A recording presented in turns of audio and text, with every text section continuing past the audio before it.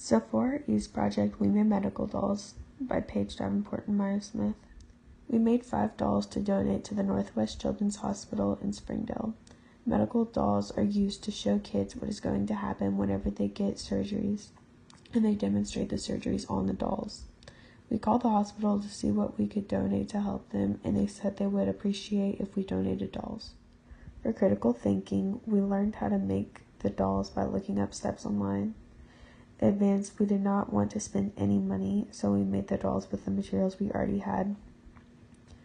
Real, I contacted a lady who works at the hospital to see what we could do to help, and she said that she would appreciate if we donated medical dolls.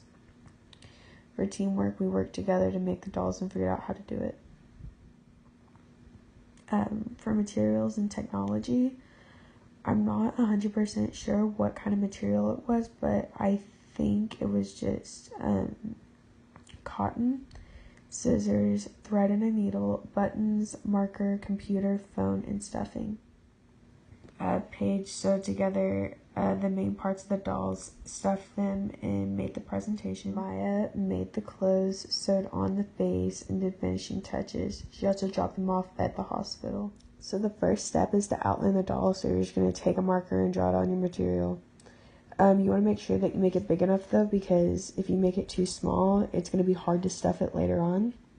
And then you're going to fold the fabric in half and cut, so you're going to get 2 equal pieces, like the same size. So the third step is to sew it together. You're going to sew all around the head and the arms and the legs, but you're going to leave the sides open so you can stuff it. We just did a really basic stitching, and you want to make sure they're not too far apart, because if they are, it's not going to stay together. The fourth step is to stuff the doll. So after you stuff it, you're going to sew together the sides. You want to make sure not to stuff it too much, though, because they could rip the stitching depending on what kind of material you use. So for the fifth step, you're going to trace out the clothes on different pieces of material. And then you're going to fold it in half and cut out the clothes to get 2 even pieces. So you're going to sew on one half of the clothes and leave the end of the arm open. And then once that's done, you can wrap it around the side of the doll and finish sewing together the other side. The next step is to sew on the eyes. It's really easy. If you don't already know how to do it, you can go to this website. And then you're going to sew on the mouth. We probably could have done a different method because that turned out a little interesting. But we just went over and under with the needle and thread to make the mouth. So for the ending result, Maya's dolls turned out a lot better than Paige's because she was a lot more patient.